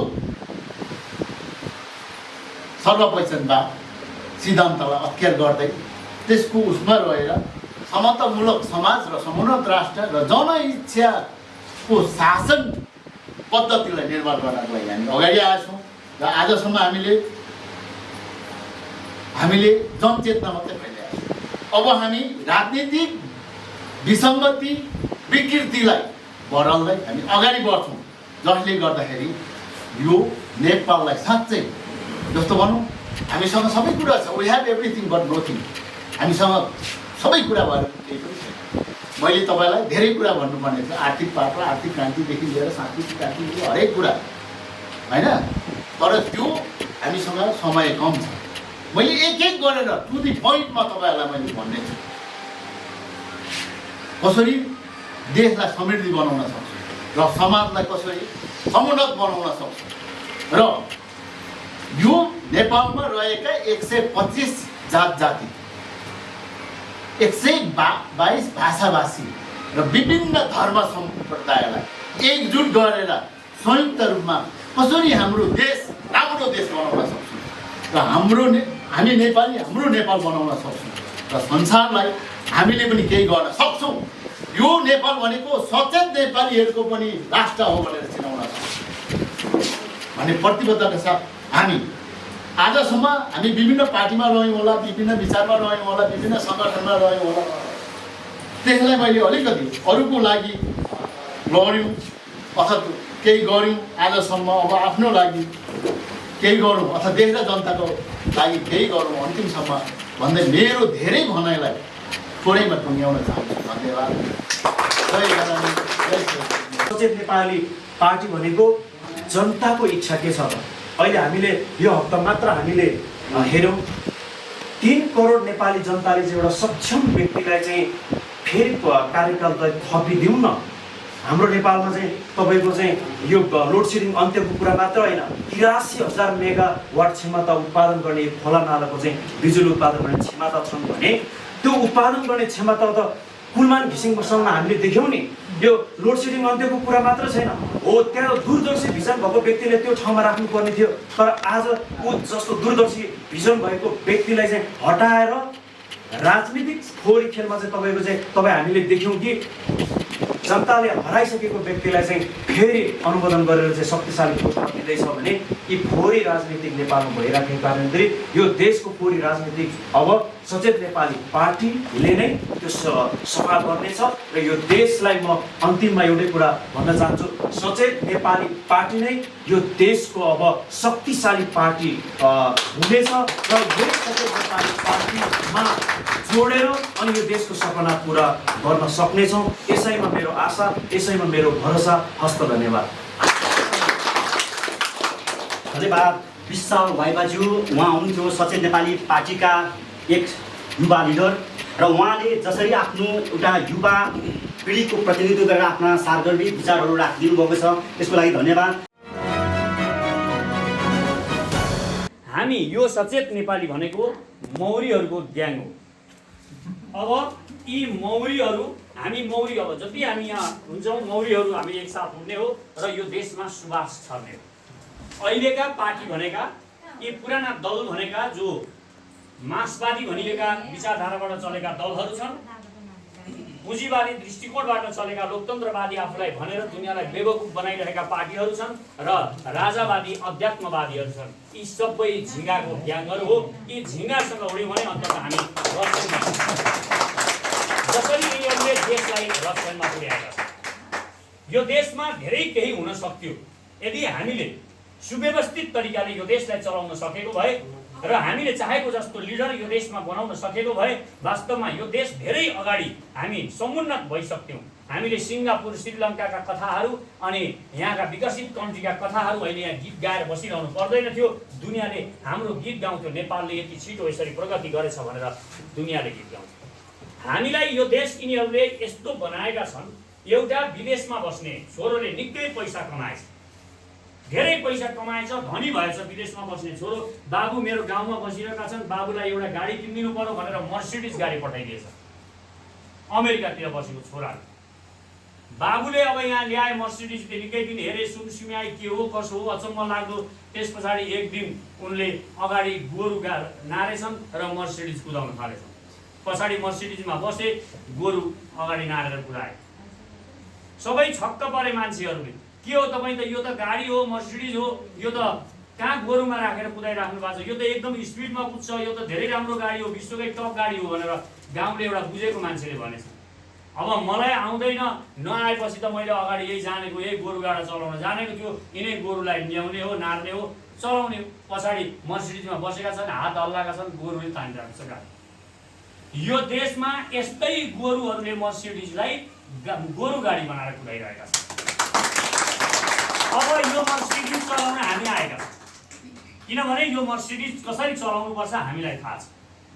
यो देशका युवाले अस्ति प्रमोद सरले भन्नुभएको थियो, प्रमोद सरले एउटा अत्यन्त महत्त्वपूर्ण कुरा भन्नुभएको थियो, अहिले यो देशमा जो गरिब भनेको छ, हेपिएको भएको छ, दलित भनेको छ, शोषित भनिएको छ, ऊ संसार घुमिसक्यो।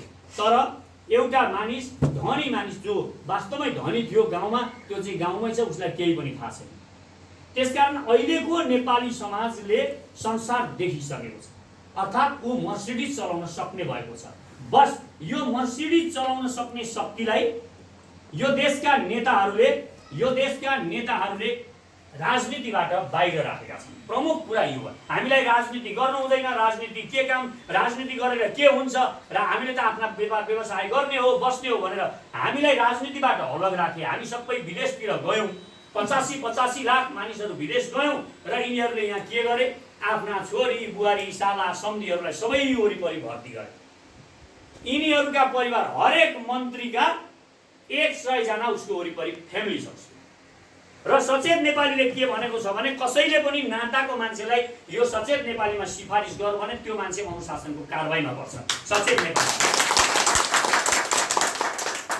भोलि मलाई पनि त मजा लाग्छ नि, मेरो बुढीलाई म केही भयो भने मेरो बुढीलाई पनि राख्न, कसलाई मजा लाग्दैन? मान्छेको स्वभाव हो नि त। मान्छेको स्वभावलाई हामीले सुनियोजित रूपमा अहिलेदेखि नै त्यसलाई कन्ट्रोल गर्नुपर्छ, अहिलेदेखि नै स्कुलिङ गर्नुपर्छ।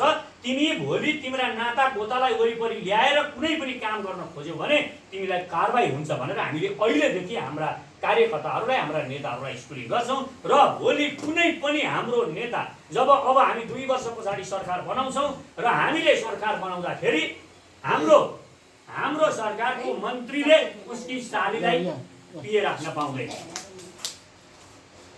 र हामीले त्यहाँनिर के गर्छौँ त, हामीले पार्टीबाटै हामीले पठाउँछौँ उसको निजी सचिव पनि, कुनै पनि पदमा, चाहे मेयर होस्। अहिले भ्रष्टाचारको सबैभन्दा मुख्य कडी भनेको त्यो पिए भएको छ। पिएमा उसले के गर्छ, मानिलिउँ हाम्रो जस्मिन म्याम मन्त्री हुनुभयो, उहाँले आफ्नो बुढोलाई ल्याएर पिए राख्नु। अहिले सबै यस्तै छ देशभरि, अनि देश बनाउँछन् यिनीहरूले। अनि भ्रष्टाचारको अब बुढाले खोज्नुहुन्छ सबैतिर, कहाँबाट आउँछ दाम, त्यो सबै खोज्नुहुन्छ, अनि उहाँले सही गर्नुहुन्छ, बुढाले जहाँ भन्नु त्यहीँ। अनि यस्तै दलालहरू सबै त्यहाँ वरिपरि आएका हुन्छ। पुरा देश दलालले क्याप्चर गरेको छ। यसरी अब सचेत नेपालीले यो दलालहरूबाट यो देशलाई मुक्त गराउनुपर्छ। हाम्रो काम यो, हामी यी दलालहरूबाट, भ्रष्टहरूबाट यो देशलाई मुक्त गराउनको लागि हामी आएका हौँ। त्यसकारण पहिला यसको लागि के गर्नु पर्यो, तपाईँले आफूलाई चिन्नु पर्यो, म के हुँ भन्ने कुरा बुझ्नु पर्यो। संसारमा कुनै पनि मानिसले गरेको काम, संसारको कुनै पनि शक्तिशाली मानिसले गरेको काम त्यो तपाईँले पनि गर्न सक्नुहुन्छ, हामीले पनि गर्न सक्छौँ। संसारका अरू देशले आफ्नो देशलाई महान बनाउन सक्छन् भने हामी पनि बनाउन सक्छौँ।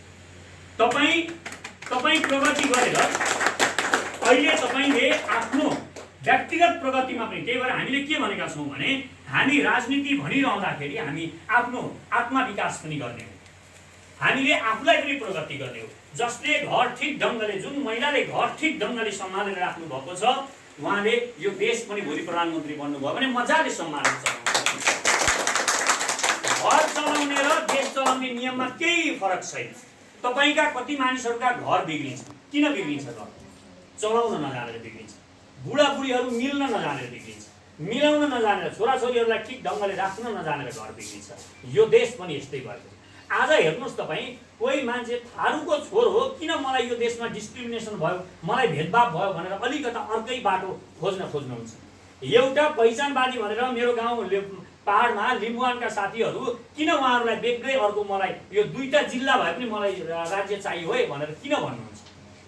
किन भन्नुहुन्छ भने यहाँका अहिलेका पार्टी जति छन् काङ्ग्रेसमा यो मार्क्सवादी र कम्युनिस्ट भनेका यिनीहरूले सबै बाहुन र क्षेत्रीहरूलाई मात्र माथि टपमा लगेर राखेका छन्।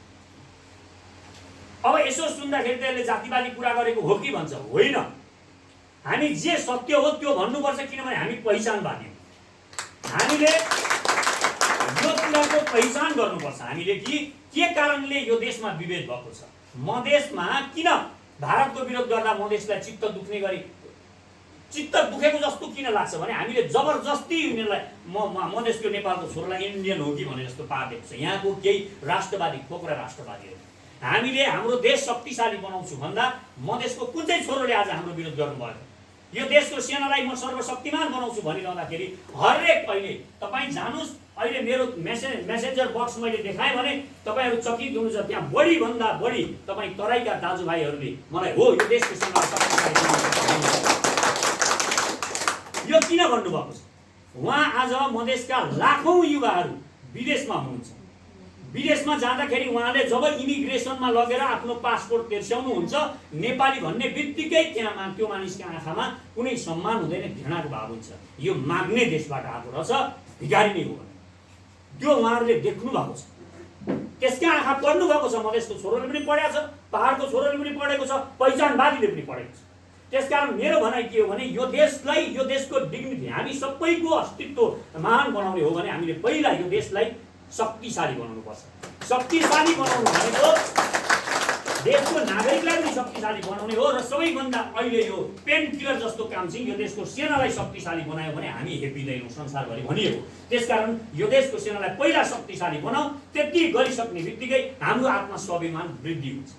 तपाईँको शरीर तन्दुरुस्त छ भने तपाईँ शक्तिशाली हुनुहुन्छ। तपाईँले एक्सर्साइज गर्नुभएको छ, ऊ भाइ ब्ल्याक बेल्ट हुनुहुन्छ मानौ, उहाँ ब्ल्याक बेल्ट हुनुहुन्छ। ब्ल्याक बेल्ट खेल्ने मानिसको आत्मविश्वास अर्कै हुन्छ, किनभने ऊ स्वस्थ छु भन्ने एउटा फिल हुन्छ खेलाडी। त्यो फिल यो देशलाई पनि गराउने हो। एउटा व्यक्तिमा जे हुन्छ देशमा पनि त्यही हो। त्यसकारण घर परिवार जसरी चल्छ, बिजनेस जसरी चल्छ, देश पनि त्यसरी नै चल्यो। तर तपाईँले घरमा अघि साथी भन्नु पनि भयो, जनजित सरले भन्नु पनि भएको थियो, एउटा घरमा बाबुले तरकारी किन्न पठाउँदा छोरो कमिसन खान्छ। अहिले हामीलाई किन कर तिर्न मन लाग्दैन? भर्सक कर नतिर्नु जस्तो हामीलाई किन लाग्छ भने तपाईँ अगाडिका घरका बाटाहरू देख्नुहुन्छ, त्यस्ता बाटाहरू छन्। करको दुरुपयोग भएको छ, लाखौँ खरबौँ खरब यहाँ भ्रष्टाचार भएको छ। र हामी के गर्दैछौँ? अघि हेमन्तजीले भन्नुभयो हामी मृत्युदण्ड त दिन्छौँ भ्रष्टलाई। हामी किन दिन्छौँ भने पञ्चायत कालदेखिका यताका सबै खोज्छौँ हामी भ्रष्टहरूलाई। त्यो भ्रष्टहरूको सम्पत्ति मात्र पनि हामीले निकाल्यौँ भने खरबौँ खरब यो देशमा डलर जम्मा हुने रहेछ। हामी हिसाब गर्दैछौँ कति जम्मा हुन्छ र आज 90 वर्षको पुगेको हुनसक्छ कोही भ्रष्ट, त्यो भ्रष्टलाई पनि हामी उसको नातिको अगाडिबाट लिएर आउँछौँ र जेलमा राख्छौँ। यो सिस्टम हामी मिलाउँछौँ। यति हो, हामीलाई यो देशका नागरिकहरूले एकपटक विश्वास गर्न जरुरी छ। केवल एकपटक विश्वास गरेर हामीलाई यिनीहरूलाई तपाईँले शक्तिशाली बनाउनु भयो। यो खड्ग ओली भनेको एलियनले भोट हालेर प्रधानमन्त्री बनेका होइनन्। प्रचण्डलाई कुनै अर्को ग्रहबाट कसैले आएर भोट दिएर शक्तिशाली बनाएको होइन। भोलि यो सचेत नेपाली आज एउटा कोठामा छ, भोलि पुरै देशको र संसारमा यो सर्वपहिचानवाद, यो नागरिक समाजवाद र यो हामी जुन समतावाद भनेका छौँ, भोलि वर्ल्डमा यो वादको बारेमा पिएचडी हुनेछ। अक्सफोर्ड र क्याम्ब्रिजमा यो पढाइनेछ। यी सबै अहिलेका व्यवस्थाहरू फेलियर भइसकेका छन्। यिनीहरूले दुनियाँलाई हामीलाई विभाजित गरेर संयुक्त राष्ट्रसङ्घ बन्ने बेलादेखि नै यिनीहरूले हामीलाई आदिवासी जनजाति भनेर उनीहरूले पहिल्यै त्यो बीज रोप्नको लागि तयारी गरेका हुन्। हामीलाई के भ्रम परिरह्यो? हामीलाई चाहिँ यिनीहरूले माया गरेको रहेछ है, जनजाति आदिवासी भनेर माया गरेको रहेछ भनेर हामीले सोच्यौँ। तर यहाँ खेल्नको लागि उनीहरूले फिल्ड बनाएको थियो, त्यो हामीले बुझेनौँ।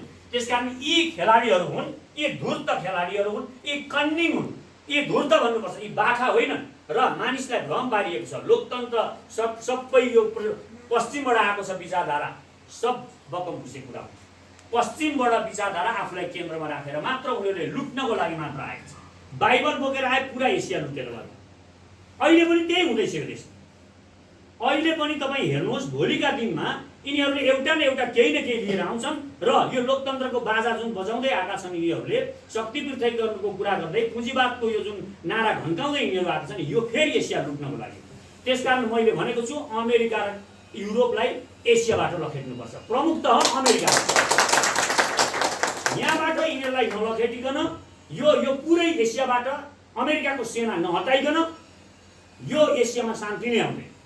र युरोपले यहाँ खेलेको छ जसरी हाम्रा जाति जनजाति बाहुनलाई पनि लगेर पैसा दिन्छ, चलाउने यस्तो छ, यो चलाउने भएन।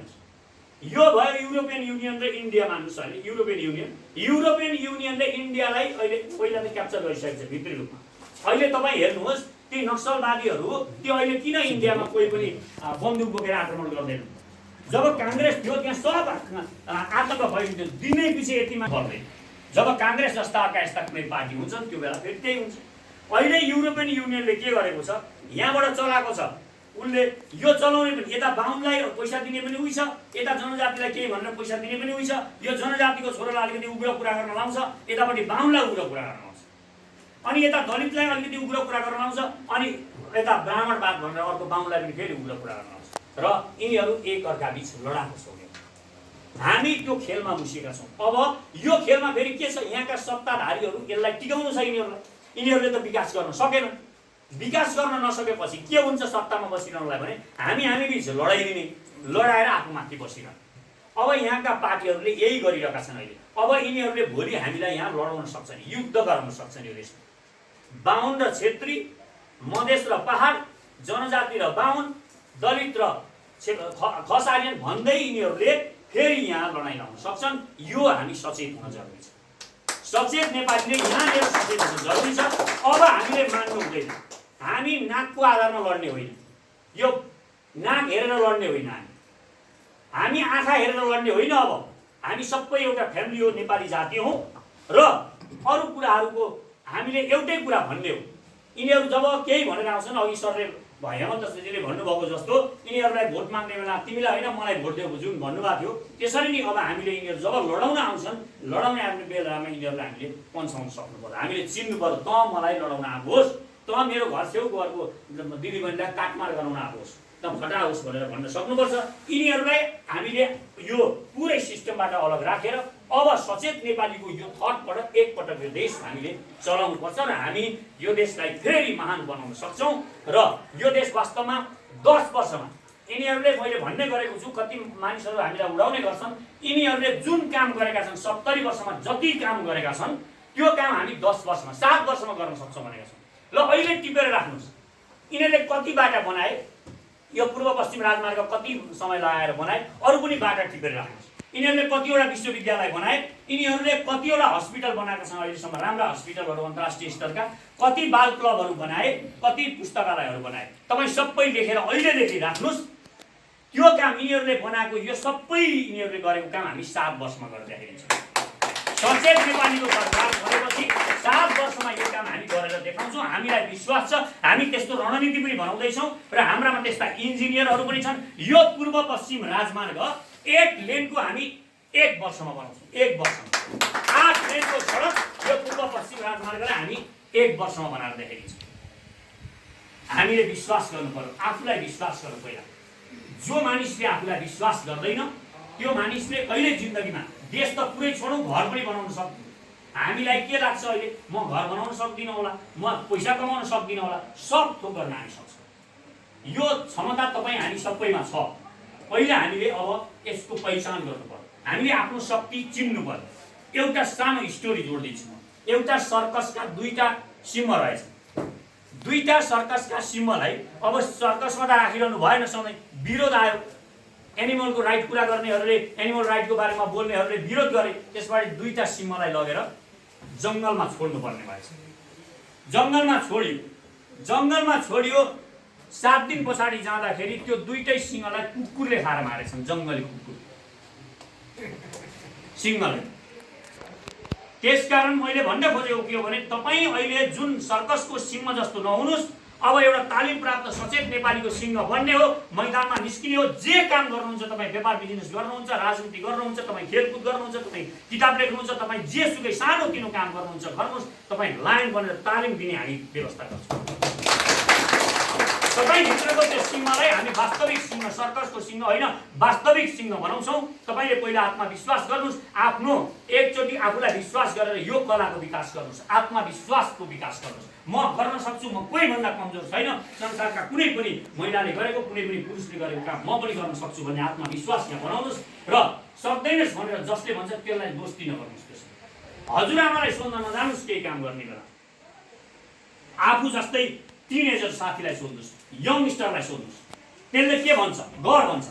जहिले पनि तपाईँ युवालाई सोध्नुहोस्, तपाईँको साथी युवा छ भने युवालाई सोध्नुहोस्, गर भन्छ। हजुरआमालाई सोध्न जानुहुन्छ, ए छोरी यो के हो, मोबाइल चलाउन जानेको छैन, तपाईँले अब अनलाइन बिजनेसको बारेमा हजुरआमासँग सोध्न जानुभयो भने आमा म अनलाइन बिजनेस गर्नु पर्यो, यसरी बेच्नु पर्यो भन्नुभयो भने आमाले के भन्नुहुन्छ, यो मोबाइलबाट हुन्छ आमा भन्नुभयो भने त तपाईँलाई थप्पड लाग्नुहुन्छ हजुरआमाले। त्यसकारण पहिला कसलाई सोध्ने, सल्लाह कसको लिने यो पनि बुझ्नु जरुरी छ। तपाईँले सल्लाह पनि लिँदाखेरि यो कुरामा विचार गर्नुपर्छ। तपाईँले घर बनाउनु भयो, घर बनाउने बेलामा तपाईँ पेन्टिङ्स लिएर जब घरमा कलर लाउनु पर्ने बेला हुन्छ, कलर लाउने बेलामा तपाईँ घरको काम गर्दा म कुन कलर लाउँ भनेर सोध्नुहुन्छ, सोध्नुहुन्न। किनभने तपाईँलाई पहिल्यै थाहा छ यिनीहरू जान्दैन। त्यसकारण तपाईँ अब यो देशका नेताले केही गर्छन् भनेर तपाईँ विश्वास गरेर यिनीहरूलाई सोध्ने पोजिसनमा नबस्नुहोस्। अब हामी नै नयाँ सिस्टम बनाउने हो, यिनीहरूलाई नसोधिकन हामी देश बनाउने।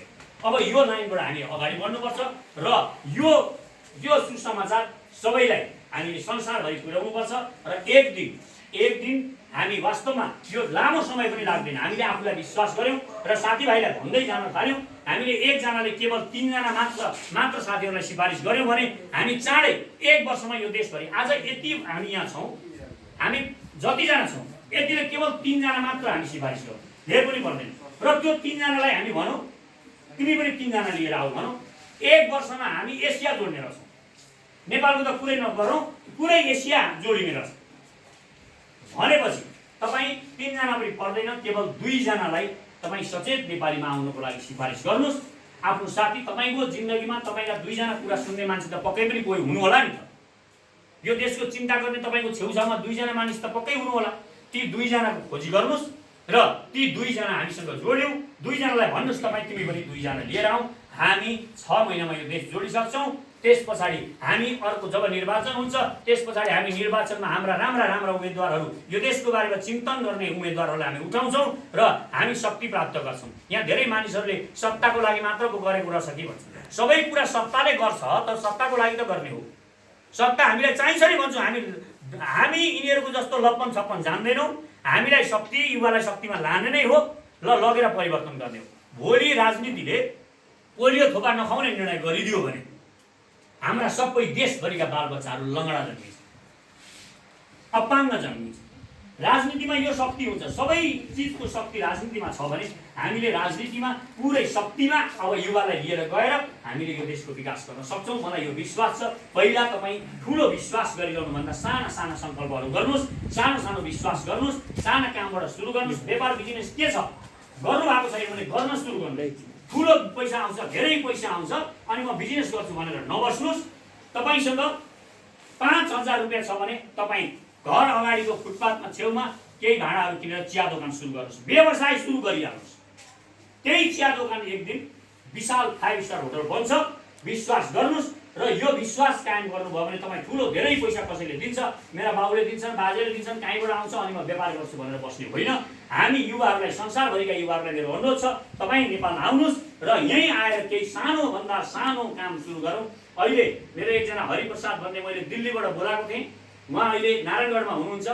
उहाँलाई मैले के गरौँ भनेर भनिराख्नु भएको थियो। तपाईँ केही नगरे पनि अलि 50वटा कुखुरा किनेर पाल्नु, चल्ला किनेर पाल्नुहोस् भनेको छु। मैले उहाँले अहिले कुखुरा पाल्न सुरु गर्नुभएको छ र युट्युब यसो च्यानल पनि बनाउँदै हुनुहुन्छ। उहाँ दिल्लीमा बसिराख्नु भएको थियो, मैले बोलाएको, उहाँ गरिराख्नु भएको छ।